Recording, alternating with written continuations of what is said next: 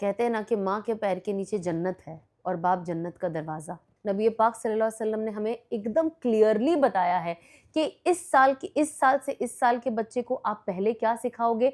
बच्चे जब बाहर से आए तो उन्हें कहे कि आप अपने शूज़ यहाँ उतारा करें। जैसे हम माँ बाप हैं, हम नमाज़ पढ़े, हम अपने बच्चों को साथ बिठाएं, हम क्वाइटली जाके अकेले में करें अगर हमें पता है कोई ऐसी चीज़ होने वाली है, और अगर बच्चों के सामने करें तो उसमें एक रिस्पेक्ट का दायरा रखें, वॉल्यूम कम करें।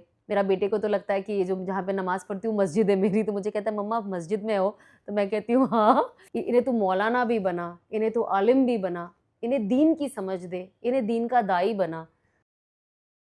अस्सलामु अलैकुम वरहमतुल्लाहि वबरकातुहू। हम एक नई सीरीज़ का आगाज़ कर रहे हैं जिसका नाम है तरबियत औलाद, कि औलाद की तरबियत पे हमें कितना फोकस करना चाहिए। और ये बहुत इंपॉर्टेंट पॉइंट्स हैं जो मैं कोशिश करूँगी कि मैं आपको इस सीरीज़ के ज़रिए बताऊँ ताकि आप भी सीखें और साथ ही साथ मुझे भी सीखने का फ़ायदा हो, एंड यही चीज़ मैं अपने बच्चों पे भी इम्प्लाई कर सकूँ। तो चलिए मैं अब आपको ये 5 पॉइंट बताती हूँ। सबसे पहला पॉइंट है कि औलाद अल्लाह की अमानत है। अल्लाह ने हमें सुपुर्द किया है ये औलाद ताकि हम उसकी हिफाजत से और सही मेहनत से उनकी तरबियत पे फोकस करें, उनका ध्यान दे और उन्हें सही तरीके से पाले, उन्हें दीन की फ़िक्र दे, दीन की समझ दे, अल्लाह कौन है उन्हें ये बताए, एक अच्छा इंसान कैसे बनना है बताए, उनकी जिम्मेदारियां क्या है ये बताए। ये सारी चीज़ें विद एक स्पेसिफिक एज, जैसे बच्चों की उम्र बढ़ती है, अल्लाह सुब्हानहू व तआला ने हमें बताया है कि कौन सी उम्र में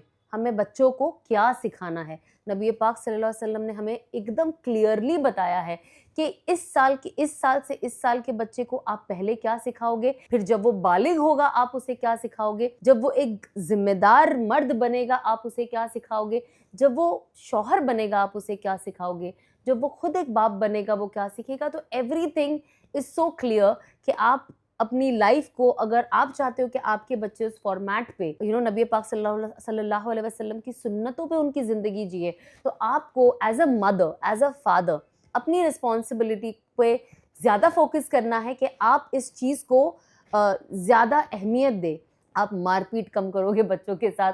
आई नो जेंटल पेरेंटिंग थोड़ी टफ है आज के टाइम पे, because at the end of the day आप खुद पागल हो जाते हो। I know I have 2 sons, मैं खुद at the end of the day मैं लाइक भाई अब मैं जेंटल पेरेंट नहीं बन सकती हूँ, but you still have to B, ये आपकी भी आजमाइश। सेकेंड पॉइंट, बच्चे वो नहीं करते जो आप उनसे कहते हो, पर बच्चे वो करते हैं जो वो देखते हैं।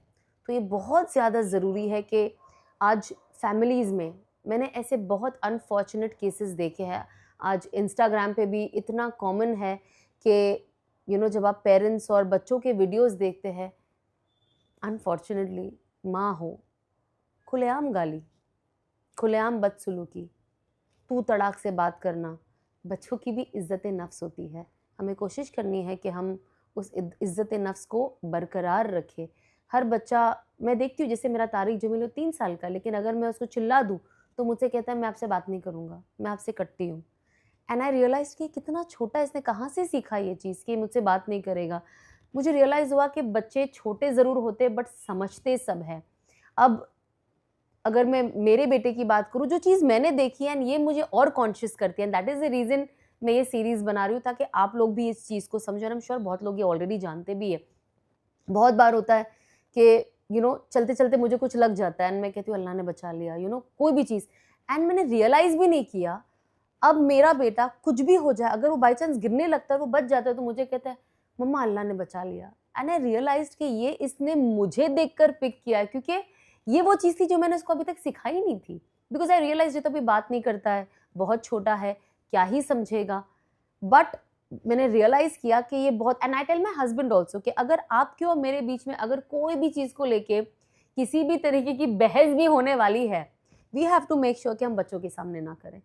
हम क्वाइटली जाके अकेले में करें अगर हमें पता है कोई ऐसी चीज़ होने वाली है, और अगर बच्चों के सामने करें तो उसमें एक रिस्पेक्ट का दायरा रखें, वॉल्यूम कम करें, ताकि हमारे बच्चे वो चीज़ देखें। जैसे हम माँ बाप हैं, हम नमाज़ पढ़ें, हम अपने बच्चों को साथ बिठाएं ताकि वो नमाज की इम्पोर्टेंस को सीखें। हम बच्चों को बताएं कि अल्लाह सबसे बड़े है। हमें हर चीज़ पे यकीन अल्लाह के लिए होना चाहिए कि करने वाला अल्लाह है। आपको जो भी मिल रहा है अल्लाह ही दे रहा है, लेकिन अल्लाह ने माँ बाप को ज़रिया बनाया है क्योंकि अल्लाह आपके पास कोई चीज़ लेकर तो आ नहीं सकते, इसीलिए अल्लाह ने माँ बाप का इंतखाब किया कि अब इंसान माँ बाप बनेंगे और माँ बाप से फिर औलादें आएंगी, और जो औलाद आएगी वो माँ बाप उनका ध्यान रखेंगे। एंड ऑफ कोर्स ये चीज़ चेंज भी होती है, ये साइकिल, और यही एक साइकिल है जो क़यामत तक का चलना है। So we have to be very focus कि हम जब घर पे हमारा जो माहौल हो, टाइम टेबल हो, है ना, बच्चे जब बाहर से आए तो हम उन्हें कहे कि आप अपने शूज़ यहाँ उतारा करें, ये गंदा है, आप अंदर तक ना ले आए। अगर कोई चीज़ बच्चे खाते, समझो कोई बिस्किट खा रहे हैं, कोई चिप्स खा रहे हैं, अब बच्चों को अभी से सिखाओ कि डस्टबिन में फेंके, ना कि खिड़की के बाहर। आप खुद भी उस चीज़ को प्रैक्टिस करो। आप जब बच्चा देखता है कि माँ हर चीज़ डस्टबिन में डाल रही है, घर गंदा नहीं कर रही, तो बच्चे के भी अंदर नेचुरली वो चीज़ आती है कि वो भी साफ सफाई पसंद करता है। बच्चों को भी आप कहो कि आप तमीज़ से बात करो इनसे, आप हिड़जिड़ नहीं करो, आप तू तड़ाक मत करो, आप ऑर्डर मत दो, आप उनको प्लीज़ कहो, हर चीज़ में प्लीज़ कहो। देखिए बच्चा छोटा है, कभी कहेगा कभी भूल जाएगा, बट इट इज़ प्रैक्टिस।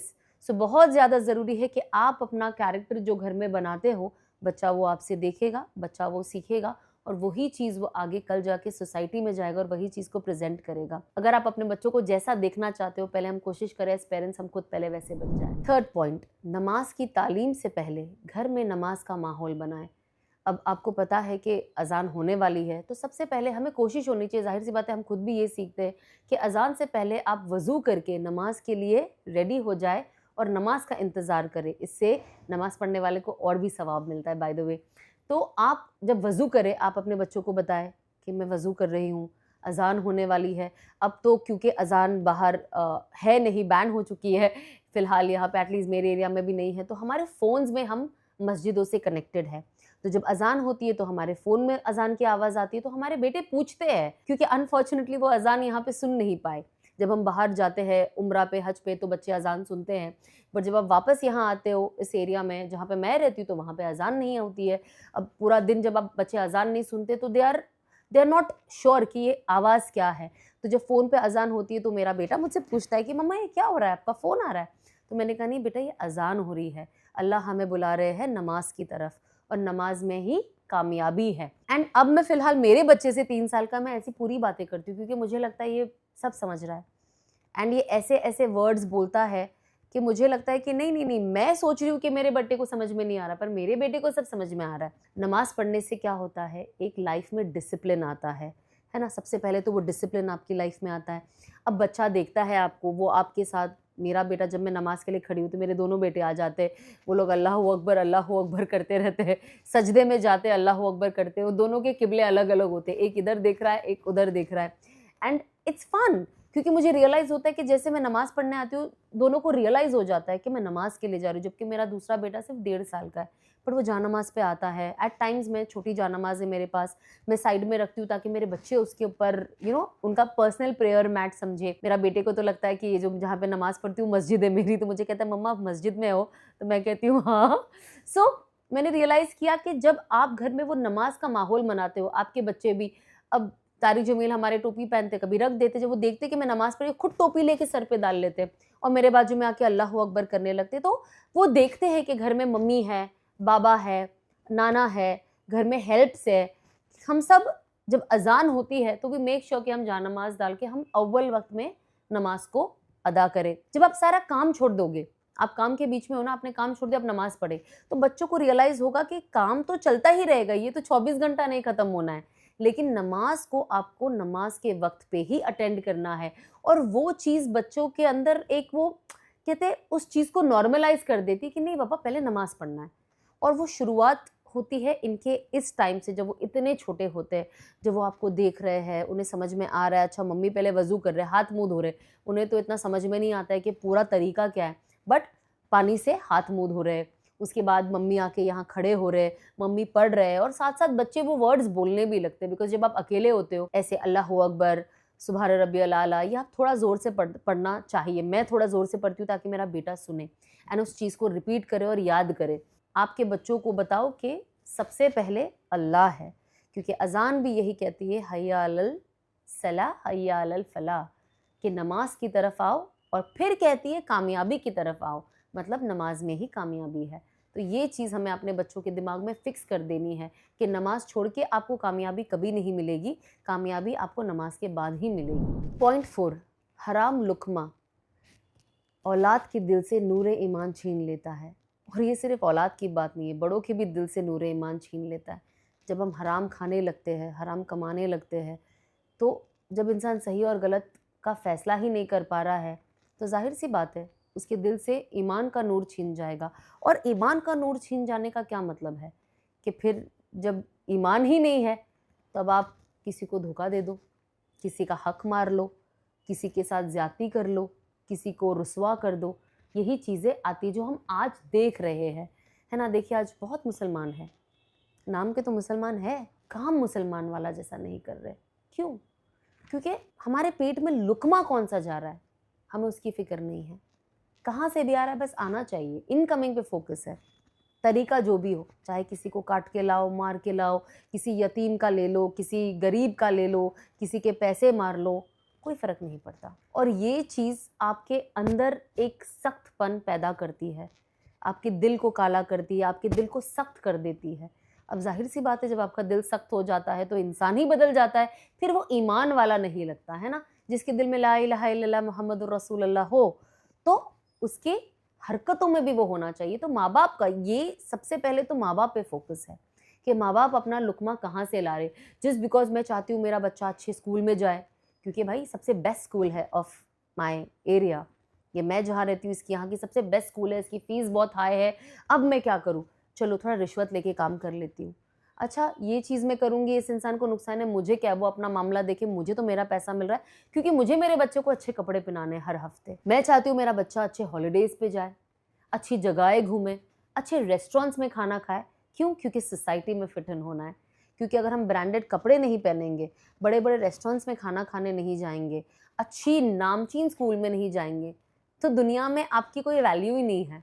लोग आपको मटेरियलिस्टिक चीज़ों से जोड़ते हैं और आपकी वैल्यू उसी चीज़ के उसी बुनियाद पे खड़ा करते हैं। लेकिन इंसान को फोकस करना चाहिए कि उसकी बुनियाद उसके कैरेक्टर पे हो। बाकी तो हर ही इंसान एंजॉय कर ही रहा है वैसे भी। और अल्लाह ने हलाल के इतने दरवाजे सबके लिए खोले हैं और इस पे फोकस किया है कि हलाल कमाओ, हलाल कमाओ, हलाल कमाओ, कम कमाओ, नो प्रॉब्लम, हलाल कमाओ। मेहनत का रिस्क सबसे ज़्यादा ज़रूरी है। तो ये बहुत ज़्यादा ज़रूरी है एक्चुअली। ये वाला जो ये वाला जो पॉइंट है, it is mainly for parents, कि अगर पेरेंट्स चाहते हैं कि उनके बच्चों के दिल में नूर ईमान हो, तो सबसे पहले अपने कमाई पे फोकस करें।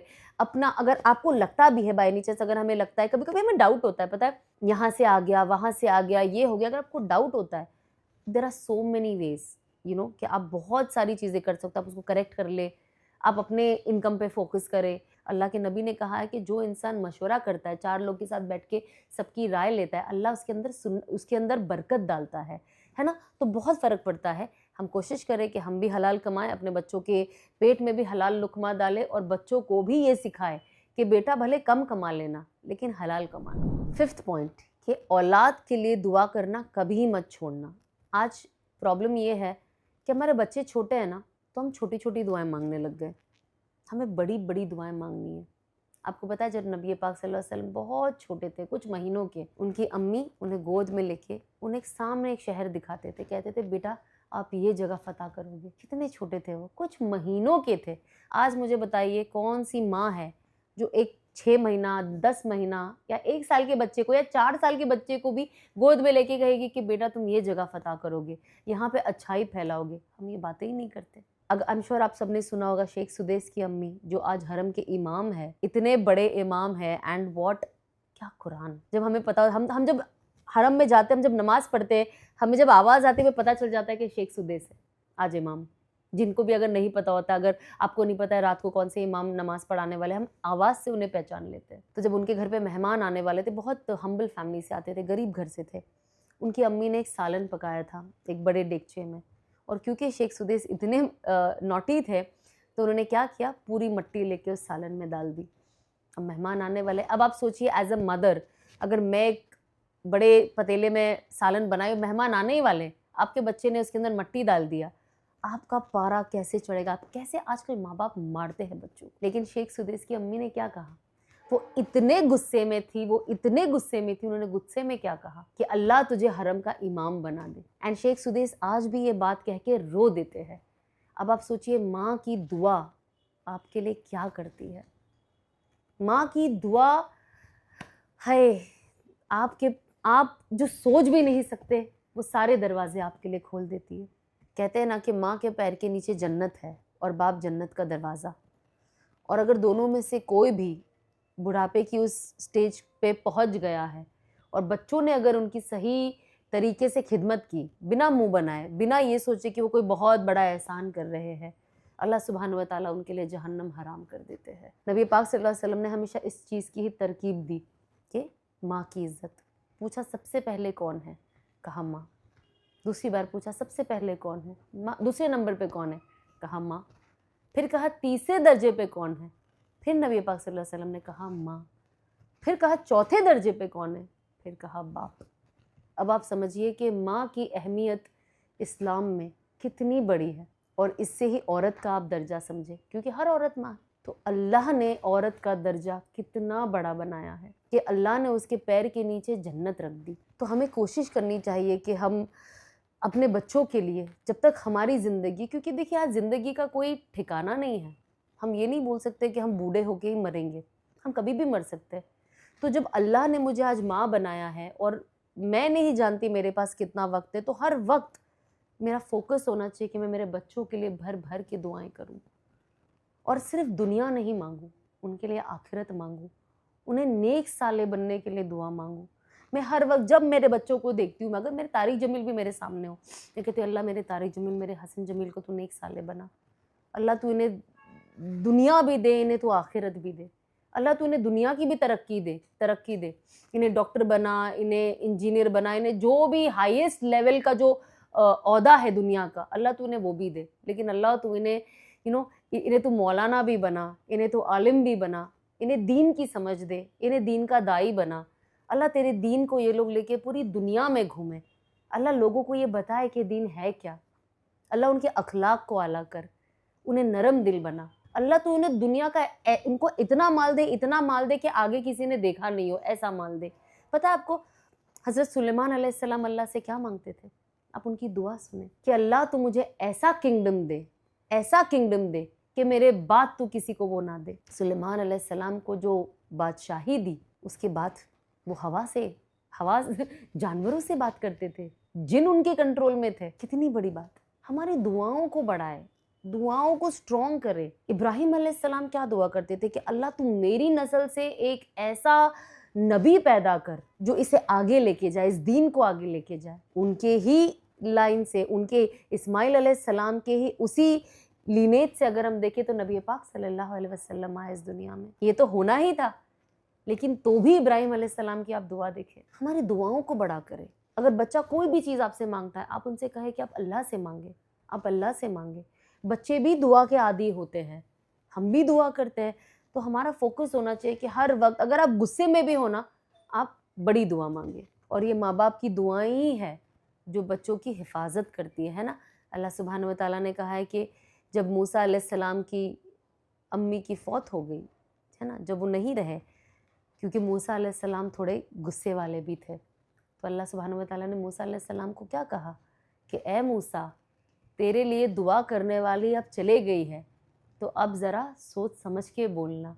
कितनी बड़ी बात है ये, किसे? मूसा अलैहिस्सलाम को अल्लाह सुब्हानहू व तआला ये कह रहे हैं। तो हम कौन हैं? जो इंसान आपको देखे, आप काम ऐसा करो कि हर इंसान आपको दुआ दे, है ना। इंसान की किसकी दुआ कब लग जाए क्या पता। चलते फिरते अपने औलादों के लिए दुआ करें, बहुत ज़्यादा ज़रूरी है। तो ये थे आज के 5 पॉइंट, एंड इंशाल्लाह मैं आपको नेक्स्ट एपिसोड में और 5 पॉइंट्स बताऊंगी। आई होप आपको ये सीरीज़ अच्छी लग रही है। आप सब खुश रहिए, हम सबको अपनी दुआओं में रखिएगा, एंड कोशिश कीजिएगा कि ये पॉइंट्स को हम अपने दिमाग में भी रखें और अपनी ज़िंदगी में भी ले आए। अस्सलाम वालेकुम।